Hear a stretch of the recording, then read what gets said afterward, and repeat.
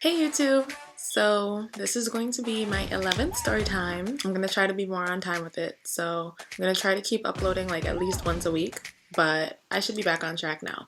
But this one is going to be about my natural hair journey.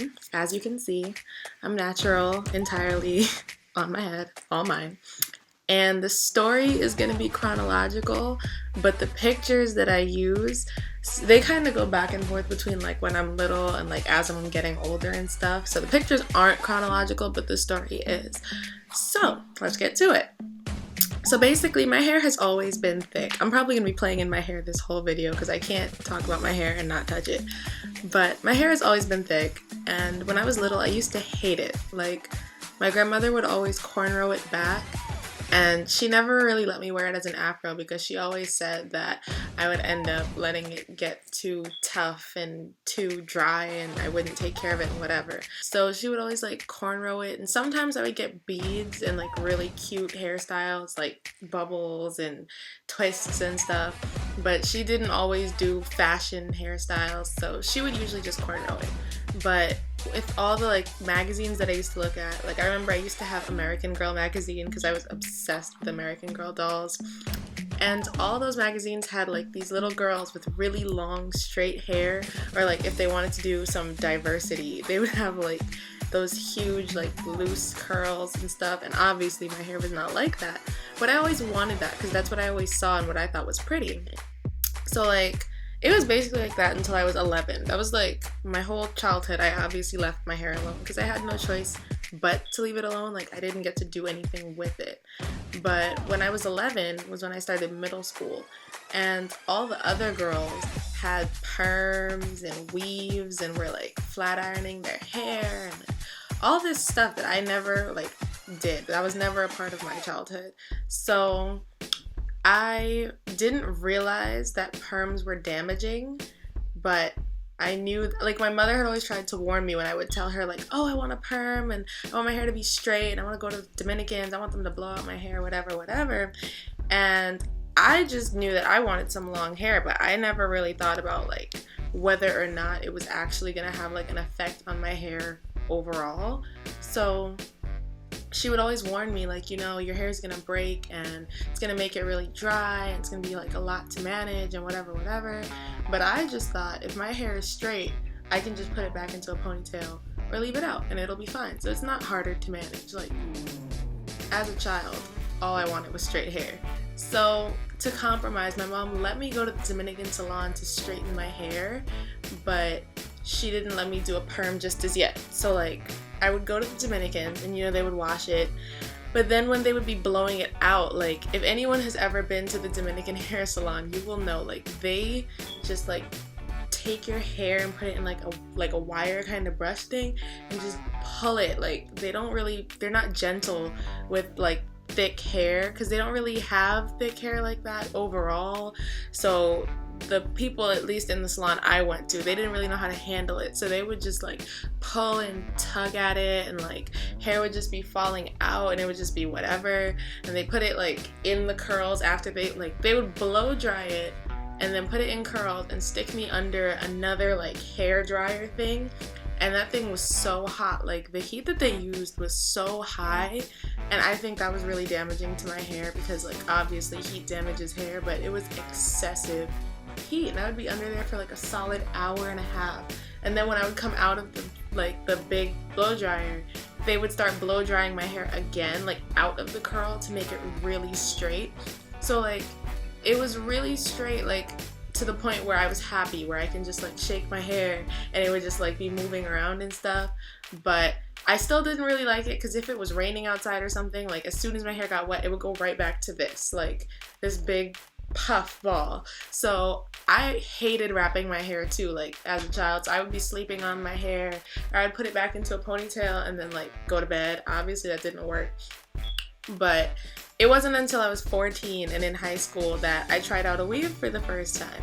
So my mom let one of her friends do a weave in my hair, but I didn't do anything with my natural hair. So like once she put the weave in and I had the leave out at the top, she tried to like flat iron it or blow it out or whatever she tried to do, but it didn't work out. Like my hair was still puffy up here and then like straight down here. So that was clearly the source of a lot of jokes, because anybody, like, I would make fun of somebody I saw like that. Like, you can't get away with that in your life. That's not gonna work. So I couldn't blend my hair. So I went to my mom about it and she finally let me get a perm.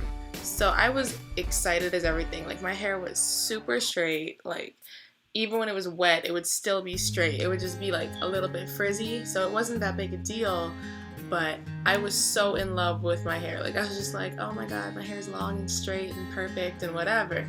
So I thought it was great, but the amount of heat and chemicals that you need to like keep a perm looking how you want it to look, that was so bad for my hair. Like, every like month and a half or so, I would go back and have them put the chemical in my hair. And then every 2 weeks, they'd have to blow it out and do all that stuff I was talking about. So it was really bad. Like, even like when I learned to wrap my hair properly and like all the stuff you're supposed to do, and like moisturizing it and washing it and stuff, it didn't really stop the damage. So my hair started breaking, and like my ends were getting all like, they were splitting and stuff. So my hair was like here, like if I would blow it out as a child. Like, even now, I'm finally back at the point where my hair is back to my shoulders, but as a child, like, my hair was maybe a little bit bigger than this, so when you blow it out and stuff, it would be shoulder length. But my hair went from being shoulder length all the way up to my ears, like ear length. So I had like a whole patch, like all here, like maybe this whole section on my head right here, where my edges and stuff should be, it was just a bunch of baby hairs. Like, it was entirely broken off. The whole back of my head, like all back here, was broken off, so it was like baby hairs back there too. So I started wearing weaves to try to like give my my permed hair a break. And I didn't take the weaves out properly. Like, you know how you're not supposed to wear it for like at most more than like a month and a half or something? Like, I would just keep it in for like 2 months, 2.5 months. Like, I was too lazy, and I figured since it's braided up under there, it's not that big a deal. So like one day I had this weave in. It was really nice too. Like, it was so pretty. I loved my hair when it was like that. But after like a while, like a really long time, we finally decided to, like take it out and do something with my hair. And it was really hard to take out, to the point where we had to like get like, not the little weave scissors, but like big scissors, like big ass scissors, and like chop it out. And my hair underneath was like matted. Like, you know how like dreads are, where you twist it and then like it stays, like it just locks together? It was like that, but in big patches. So like all here would just be matted, back here, and it was disgusting. So they were saying how they were gonna cut my hair. And like, when I was younger, my worst fear was cutting my hair. Like, I was just like, so I don't know if somebody did something to me as a kid with scissors and hair, I don't know, but I felt like I was traumatized. Like, you could not cut my hair if your life depended on it. So my mom's other friend decided that she was going to soak my hair in olive oil and like pull out all the matted parts. And after that, I decided not to wear weaves anymore because I was really scared. Since then, I have not had another weave. I kind of want to again, but I'm still kind of nervous about it. But I wore wigs instead. And my scalp, guys, I can't be uncomfortable for more than like 15 minutes at a time. My scalp was super itchy. My scalp was so itchy, and I was like, what the hell is this? Like, I'm constantly over here patting, digging my head up under the wig to scratch. Like, I swear, it was really bad. And it was like pulling out hair too. Like, I don't know if that's an issue anyone else has had, but like the combs and stuff would like be pulling my hair out when I would like take the wigs off at night. And it was just really bad. So by the time I was 16, that was like around 16, yeah. So by the time I was 16, I decided to just start wearing my hair permed again, because I figured my hair was healthy enough and it started growing back, which means it would keep growing back, which makes no sense. But I decided to start wearing my hair permed again. So at this point, my hair was a lot, like, it was so different. Like, my texture was entirely different. It was dry and brittle and would break easily, and I was like having to apply the same amount of heat that I told you guys about before. So I started to think about cutting my hair when I was 17, and I was way too scared. Way too scared.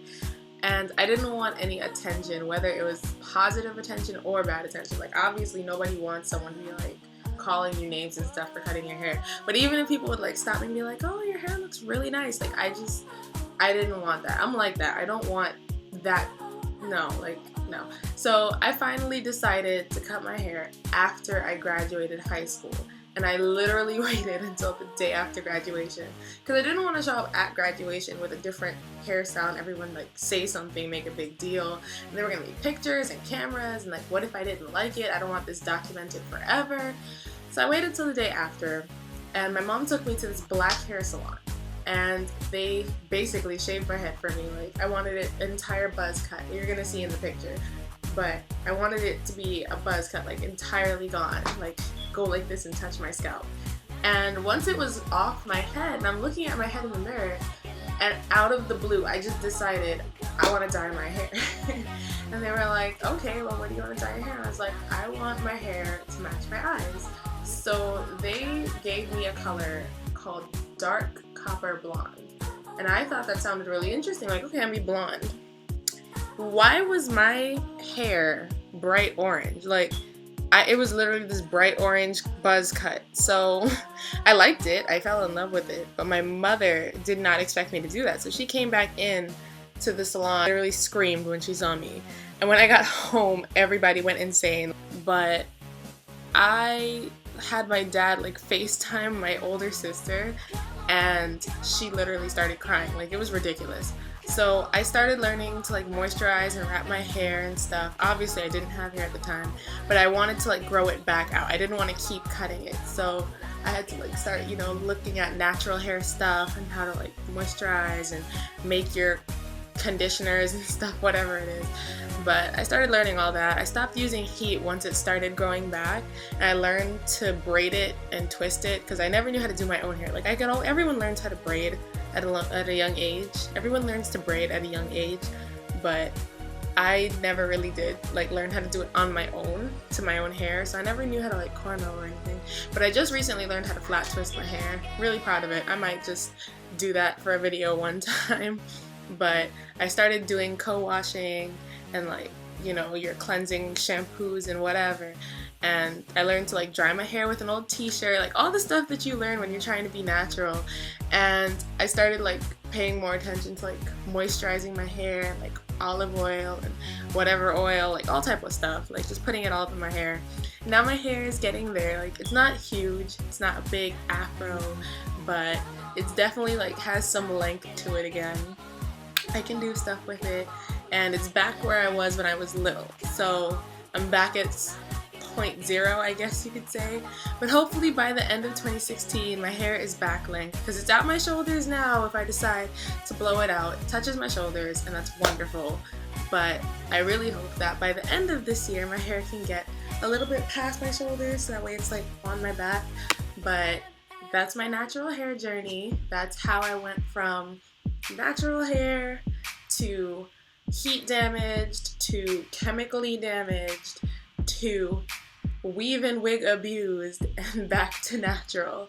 And if anybody else has any natural hair stories that they want to share, please feel free to leave it below, because I'm always interested in hearing about this type of stuff. I love natural hair stuff, like in general. But I will see you guys next time. Bye!